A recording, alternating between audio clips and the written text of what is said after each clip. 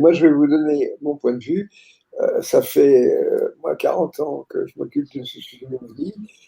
Bien malin qui pourrait proférer des certitudes là-dedans, hein. Je pourrais dire, plus ça va, moins on comprend, quoi, hein. Maintenant, il est certain qu'il y a des phénomènes. Je prends l'exemple, par exemple, de Robert Salas. Robert Salas, je crois que tout le monde le connaît. C'est le type qui était jeune officier à Malmstrom, dans le Dakota, et il était responsable d'une dizaine de missiles, quoi. Ah bon. Et pendant qu'il est de garde dans son bunker avec un copain, tout d'un coup, en surface, on lui téléphone, mon capitaine, il y a un ovni au-dessus de nous. Et Salas commence par prendre ça au sérieux, et 5 minutes après, il voit toutes les lampes s'éteindre les unes après les autres. Donc ces 10 missiles sont hors service. Ensuite, bon, bah, il rencontre, on passe la hiérarchie, il y a un débriefing le soir, il s'aperçoit qu'il n'est pas le seul, on lui fit signer des papiers, il ne faut absolument rien dire. Bon. Puis après, cette histoire a fini par sortir dans le public. Et Salas fait conférence sur conférence, il confirme ça. Maintenant, des années plus tard, Robert Salas et son épouse Marilyn, tout d'un coup, ils se retrouvent à 50 cm en lévitation au-dessus de leur lit et ils partent en direction du mur. Alors, Marilyn part en direction du mur et Salas part en direction de la porte vitrée. Et il se dit, comment vont-ils faire pour l'ouvrir? J'ai fermé la clé. Il passe au travers de la porte vitrée. Sa femme passe au travers du mur. Donc, vous voyez, là-dedans, voilà une physique qu'on ne maîtrise pas du tout. Moi, je n'ai pas la moindre idée. Et je peux vous dire la chose suivante. J'ai rencontré une Française qui, justement, a eu ce genre de choses, qui a été abutée, comme on dit, qui a été enlevée, qui est passée au travers du mur. Elle m'a dit, lorsque je suis passé au travers du mur, j'étais les pieds les premiers. Quand mes pieds ont touché le mur, il y avait plein de petites étoiles qui brillaient autour des pieds. Est-ce que ça peut vous aider? Voilà l'indication. Mais qu'est-ce que c'est que cette physique?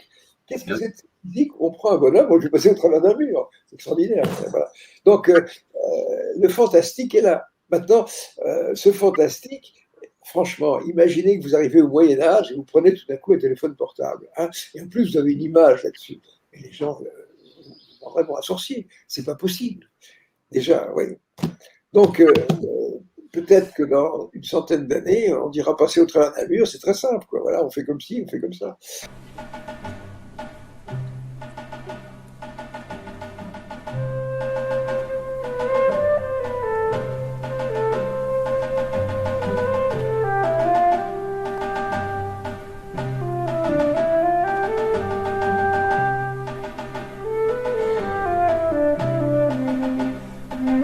La foudre en boule, ça peut être très très bien une petite sphère qui va être bleue, orange, parfois blanche, ça peut aller dans le jaune aussi, qui va, au cours d'un orage, suite à un impact relativement proche, entrer dans le salon, passer très rapidement et puis repartir par la cheminée ou s'évanouir comme ça en dehors de la vue des témoins.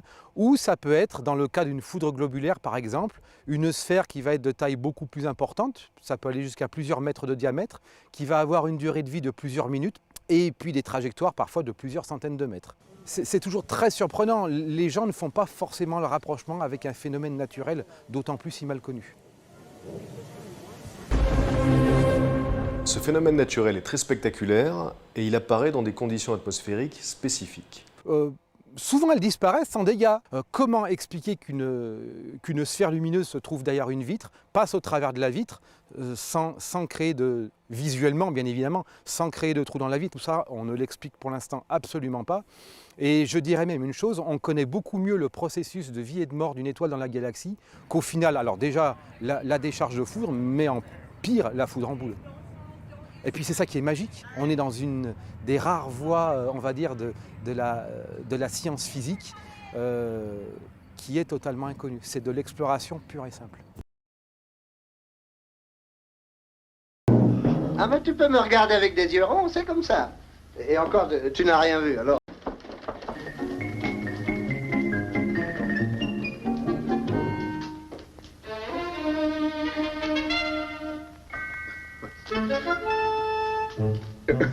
Je suis ridicule comme...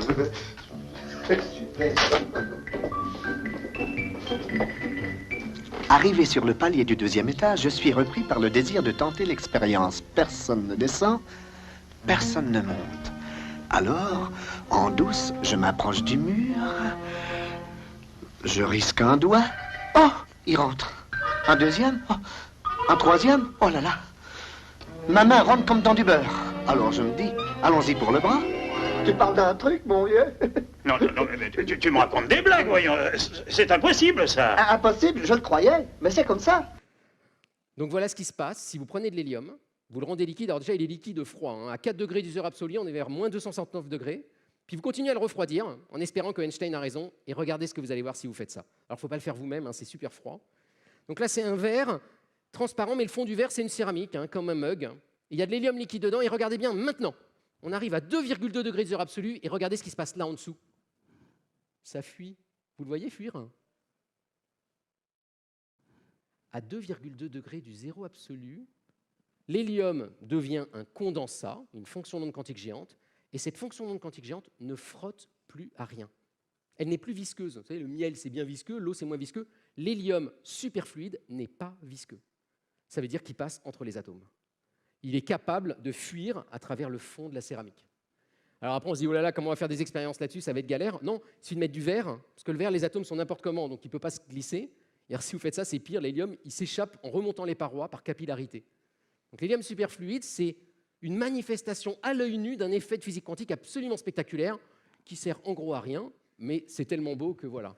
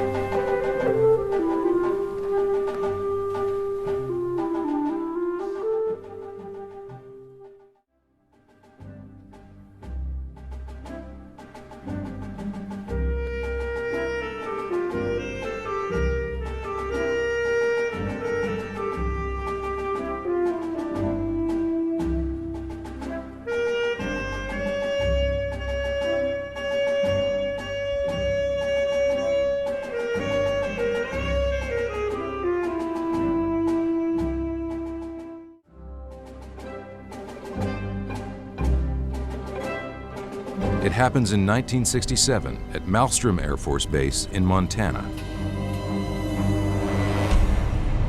Nick is on his way to meet a key witness to the event. Robert Salas served 7 years in the Air Force, rising to the rank of captain. So tell me what happened. March 24, 1967, I and my commander, Fred Mywall, were on duty at Roy, Montana. The men are stationed in the missile launch bunker, 60 feet below ground. We had control of 10 nuclear missiles. The Minuteman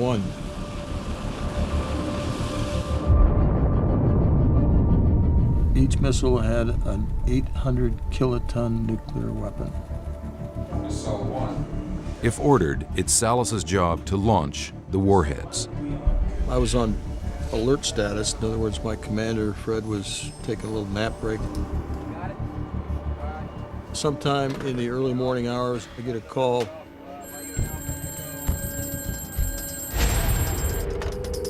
Dallas.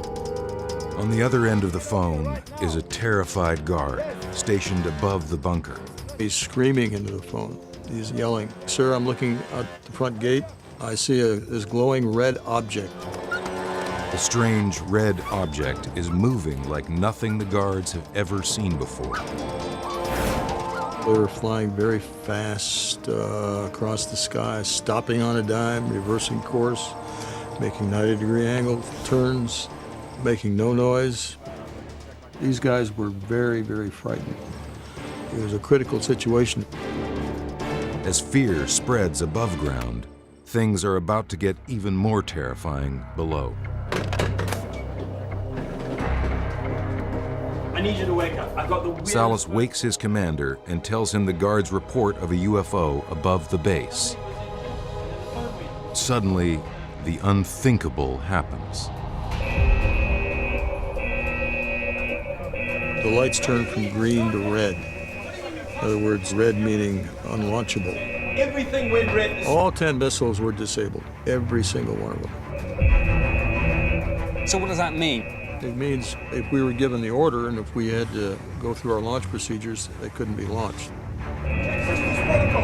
This was an inexplicable situation. With the missiles down, America's nuclear shield is compromised. What was going through your mind when all this was happening? You know, I'm thinking we're under some sort of an attack.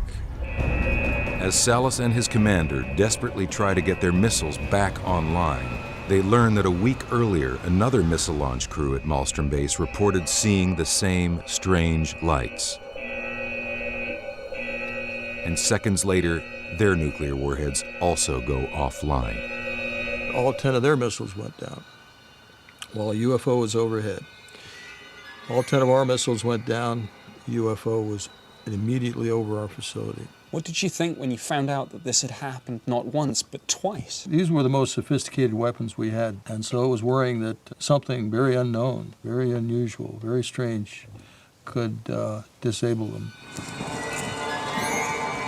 Is this a coordinated attack by the same unidentified craft? Give us a reading on each one of them! In both cases, the weapons are out of action for nearly 24 hours. We did our chance. There's no way! So what did shut down the nuclear missiles at Malmstrom Air Base? And why? This was extraterrestrial in nature. I honestly believe that.